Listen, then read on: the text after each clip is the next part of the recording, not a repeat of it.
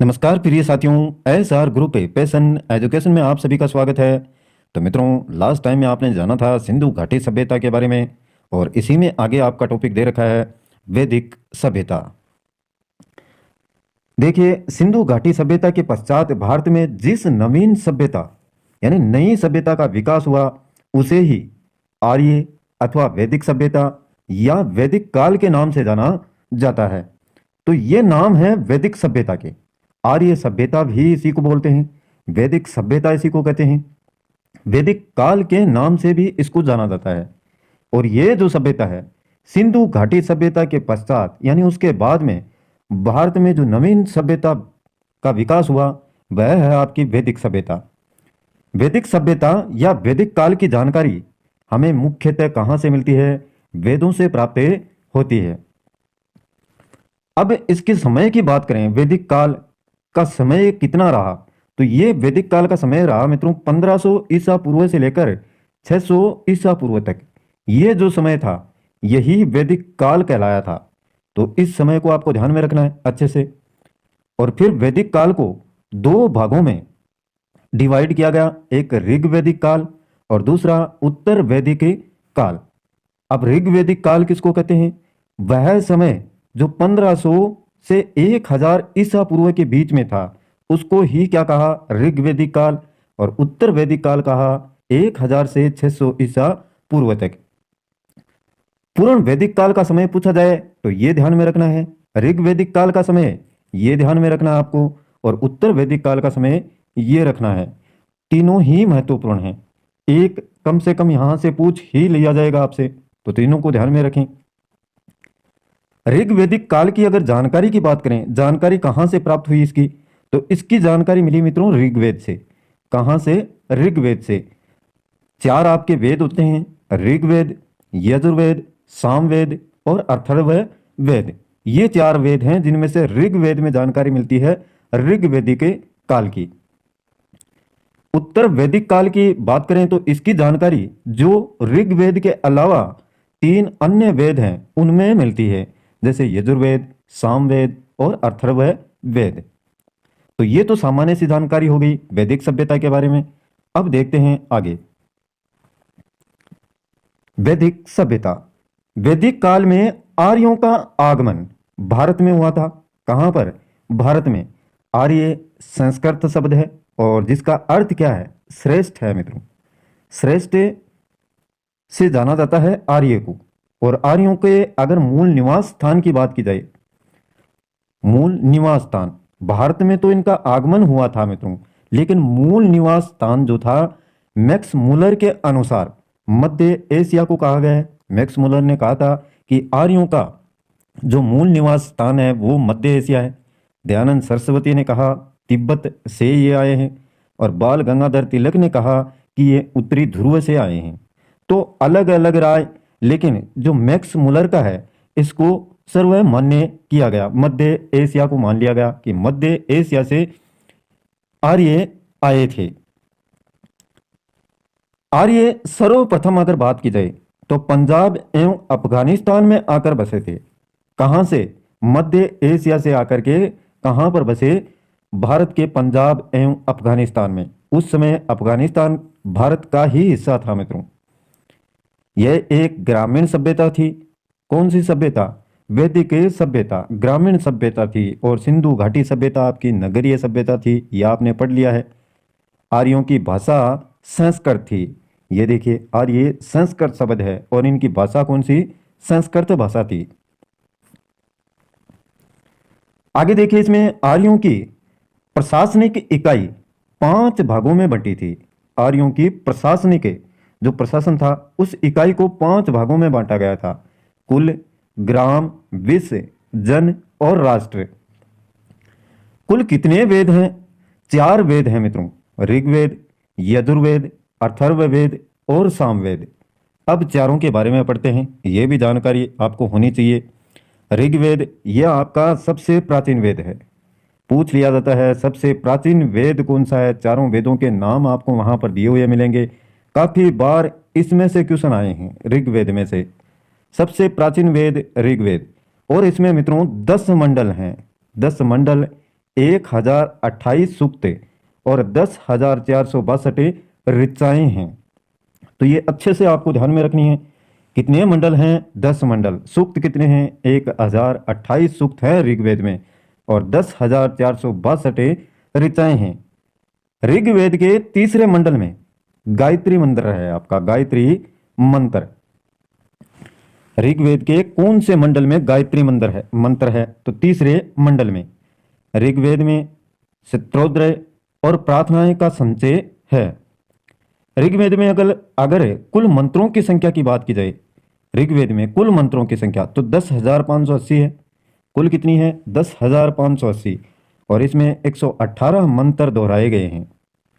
अब जिन मंत्रों को दोबारा दोहराया गया है उनको अगर कम कर दिया जाए तो मूल मंत्रों की संख्या कितनी होगी? 10,462 होगी मित्रों। इसमें से 10,580 में से अगर जो दोहराए गए मंत्र हैं उनको घटा दिया जाए तो कुल कितने मंत्र बचते हैं? 10,462 और यही लिखा गया, देखिए 10,462 ऋचाएं हैं। तो इस पेज को अच्छे से आप याद करें।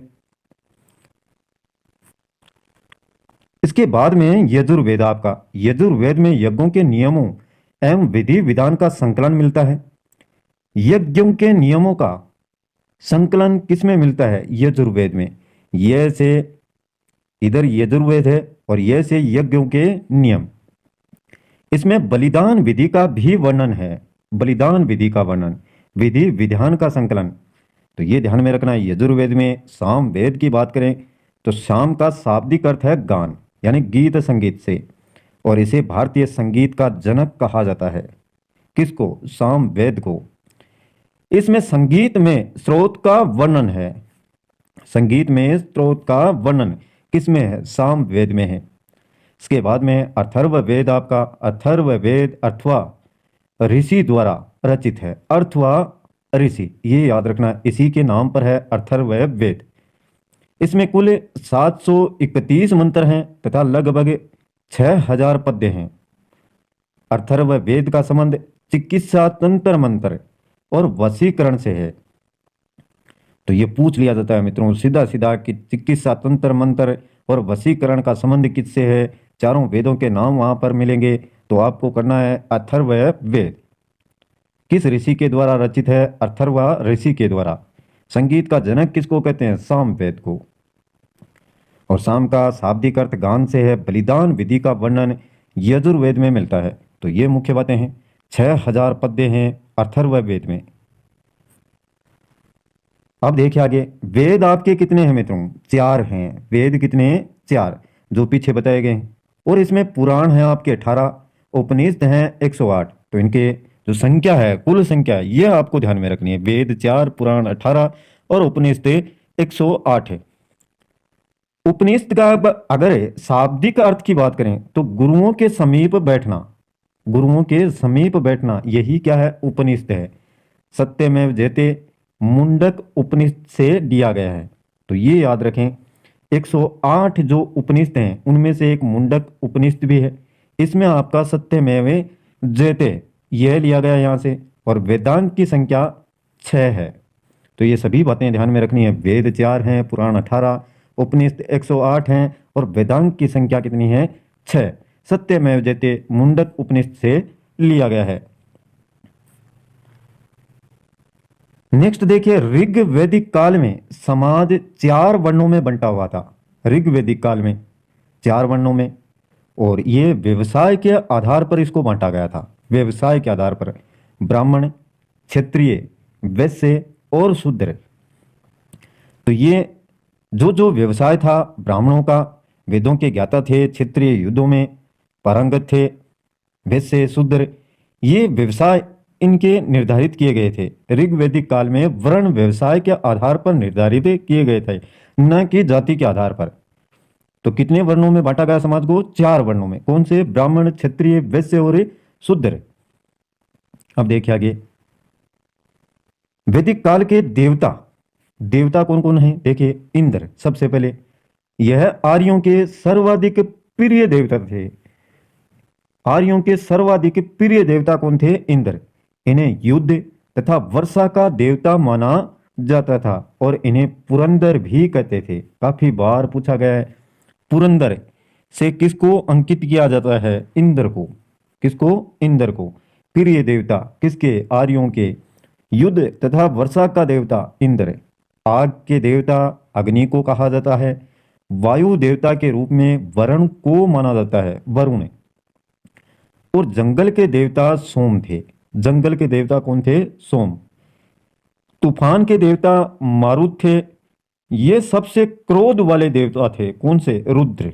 रुद्र, रुद्र रूप। ये आपने सुना होगा। तो ये सबसे क्रोध वाले देवता थे। तो ये इतनी बातें देवता से संबंधित आपको ध्यान में रखनी है। इंद्र, पुरंदर भी इसको कहते हैं, सर्वाधिक प्रिय देवता। युद्ध तथा वर्षा के देवता, आग के देवता अग्नि, वायु देवता वरुण, जंगल के देवता सोम, तूफान के देवता मारुति और सबसे क्रोध वाले देवता रुद्र। अब देखिए आगे। ऋग वैदिक काल की नदियां। नदियां देखिए, इनके प्राचीन नाम आपको ध्यान में रखने हैं और आधुनिक नाम भी आपको ध्यान में रखने हैं। सतलज जो नदी थी उसका प्राचीन नाम सुतुद्री। चिनाब नदी, चिनाब नदी का प्राचीन नाम था अस्किनी। बहुत बार पूछा गया है, ध्यान में रखें। चिनाब नदी का प्राचीन नाम अस्किनी। और व्यास नदी का विपाशा। काबुल नदी का कुबा नाम था, कुबा। गंडक का सदा नीरा और स्वात का सुवस्तु। रावी नदी है उसका पुरुषणी, पुरुषणी नाम था मित्रों, प्राचीन नाम। झेलम का वितस्ता नाम था। घग्गर का सरस्वती या द्रौपदी नदी नाम था प्राचीन। और कुर्रम का कर्मु। तो इनमें से कुछ मुख्य हैं, उनको ध्यान में रखना आपको। चिनाब का है, व्यास नदी का है, गंडक का है, रावी नदी है, झेलम है, घग्गर है। इनके नाम प्राचीन नाम है जो, वो आपको ध्यान में रखने हैं। चिनाब का अस्किनी है, व्यास का विपाशा है और गंडक का सदा नीरा नाम है। रावी को पुरुषणी नदी बोला जाता था। झेलम को वितस्ता, सरस्वती या द्रौपदी, घग्गर नदी को कहा जाता था। अब देखिए आगे। वेद और उपनिषद को पढ़कर ही 6 ऋषियों ने अपना दर्शन गढ़ा है। इसे भारत का षड दर्शन कहते हैं। तो ये वैदिक काल के 6 दर्शन हैं मित्रों। वेद और उपनिषद को पढ़कर ही 6 ऋषियों ने अपना दर्शन गढ़ा, इसे ही भारत का षड दर्शन कहते हैं। और ये 6 दर्शन ये रहे मित्रों। कपिल ने सांख्य दर्शन, गौतम ने न्याय दर्शन और पतंजलि ने योग दर्शन, कणाद ने वैशेषिक दर्शन, वादरायण ने उत्तर मीमांसा और पूर्वी मीमांसा जैमिनी ने। तो ये सभी आपको याद होने चाहिए। कपिल ने सांख्य दर्शन, गौतम ने न्याय दर्शन, पतंजलि ने योग दर्शन और कणाद ने वैशेषिक दर्शन, वादरायण ने उत्तर मीमांसा और जैमिनी ने पूर्वी मीमांसा। ऋग्वैदिक काल के महत्वपूर्ण तथ्य देखते हैं हम। कुछ और हैं जो। आर्यों का मुख्य व्यवसाय पशुपालन था मित्रों। मुख्य व्यवसाय क्या था? पशुपालन। आर्यों का समाज पितृ प्रधान था। आर्यों का समाज पितृ प्रधान। गाय को अधन्या यानी ना मारे जाने योग्य पशु की श्रेणी में रखा गया था। किसको? गाय को। आर्यों का जो प्रिय पशु था वो था घोड़ा। एवं सर्वाधिक प्रिय देवता इंद्र थे। आर्यों द्वारा खोजी के धातु लोहा थी। आर्यों के द्वारा जो खोजी गई धातु थी वो कौन सी थी? लोहा। ऋग्वेद में सरस्वती नदी सबसे महत्वपूर्ण तथा पवित्र मानी जाती थी। ऋग्वेद में गंगा का उल्लेख 1 बार, यमुना का उल्लेख 3 बार तथा सिंधु नदी का उल्लेख सर्वाधिक बार हुआ है। तो ये भी ध्यान में रखना है, किस नदी का कितनी बार उल्लेख किया गया है ऋग्वेद में। सबसे महत्वपूर्ण जो नदी है वो सरस्वती नदी और पवित्र भी मानते हैं इसको। धातु खोजी गई आर्यों के द्वारा लोहा, सबसे प्रिय पशु घोड़ा और प्रिय देवता इंद्र और गाय को अधन्या कहा गया। ना मारे जाने योग्य पशु की श्रेणी में इसको रखा गया। समाज पितृ प्रधान था। व्यवसाय इनका पशुपालन था। तो ये महत्वपूर्ण तथ्य। वो देखिए उत्तर वैदिक काल के महत्वपूर्ण तथ्य। उत्तर वैदिक काल में इंद्र की बजाय प्रजापति सर्वाधिक प्रिय देवता बन गए थे। उत्तर वैदिक काल में वर्ण व्यवसाय की बजाय जन्म के आधार पर निर्धारित होने लगे थे। और देखिए, जो खदानों का वर्णन है यजुर्वेद में, उस समय क्या कहा जाता था इनको? जौ को यव बोला जाता था, जौ को यव, धान को व्रीहि, उड़द को माड़ और मूंग को गुदक। गुदक ध्यान में रखना है, ये कई बार पूछे गए हैं। धान को व्रीहि, जौ को यव, उड़द को माड़, मूंग को गुदक और गेहूं को गोधुम। मसूर आदि खदानों का वर्णन यजुर्वेद में मिलता है। उत्तर वैदिक ग्रंथों में लोहे के लिए लोह अयस एवं कृष्ण अयस शब्द का प्रयोग हुआ है। अंतर जिखेड़ा में पहली बार कृषि से संबंधित लोह उपकरण प्राप्त हुए हैं, तो ये भी ध्यान में रखना है। कृषि से संबंधित लोह उपकरण पहली बार कहां पर प्राप्त हुए? तो अंतर जिखेड़ा। तो ये ध्यान में रखें आप। प्रजापति सर्वाधिक प्रिय लोक देवता बन गए बाद में इंद्र की बजाय, किसमें? उत्तर वैदिक काल में। वर्ण व्यवसाय के बजाय जन्म के आधार पर निर्धारित होने लगे थे बाद में। और यजुर्वेद में यव को जौ, व्रीहि, धान, माड़, उड़द, गुदक, मूंग, गोधुम, गेहूं। अब देखते हैं आगे। अब कुछ एक प्रश्न देखते हैं मित्रों, महत्वपूर्ण, जो पीछे के ईयर में या सालों में आए हुए हैं। पहला क्वेश्चन है, पूर्व वैदिक या ऋग वैदिक संस्कृति का काल किसे माना जाता है? तो यह माना जाता है 1500 ईसा पूर्व से 1000 ईसा पूर्व तक। A option. उत्तर वैदिक संस्कृति का काल किसे माना जाता है? उत्तर वैदिक, तो ये होगा 1000 ईसा पूर्व से 600 ईसा पूर्व के काल को। इनमें से किस फसल का ज्ञान वैदिक काल के लोगों को नहीं था? जो गेहूं, चावल, तो इनका तो ज्ञान था, लेकिन तंबाकू का ज्ञान नहीं था। वेदों की संख्या कितनी है? यह सभी को पता है, 4 होती है। वेदों की संख्या 4। नेक्स्ट क्वेश्चन है आपका, भारत के राज चिन्ह में प्रयुक्त होने वाले शब्द सत्यमेव जयते किस उपनिषद से लिए गए हैं? तो ये लिए गए थे मित्रों मुंडक के उपनिषद से। ऋग्वैदिक आर्यों का मुख्य व्यवसाय क्या था? ऋग्वैदिक आर्यों का मुख्य व्यवसाय था पशुपालन। किस देवता के लिए ऋग्वेद में पुरंदर शब्द का प्रयोग हुआ है? तो ये सभी को पता है आपको, इंद्र के लिए। अभी पता था, इंद्र के लिए पुरंदर शब्द का प्रयोग हुआ है। भारतीय संगीत का आदि ग्रंथ किसे कहा जाता है? भारतीय संगीत का आदि ग्रंथ किसको कहा जाता है? देखिए क्या होगा राइट इसमें। इसमें राइट होगा आपका सामवेद। पुराण की संख्या कितनी है? तो पुराण की संख्या तो मित्रों 18 है। गायत्री मंत्र किस पुस्तक में मिलता है? गायत्री मंत्र ये मिलता है आपका ऋग्वेद में। ऋग्वेद में कुल कितने मंडल हैं? ऋग्वेद में 10 मंडल हैं, आपने पढ़ा था शुरुआत में। नेक्स्ट क्वेश्चन है आपका, वैदिक काल में व्यास नदी को किस नाम से जाना जाता था? वैदिक काल में विपाशा नाम से व्यास नदी को ऋग्वेद में सबसे महत्वपूर्ण तथा पवित्र नदी मानी जाती थी। सबसे पवित्र नदी तो ये तो आपकी सरस्वती थी। भारत के किस स्थान की खुदाई से लोह धातु के प्रचलन के प्राचीनतम प्रमाण मिले हैं?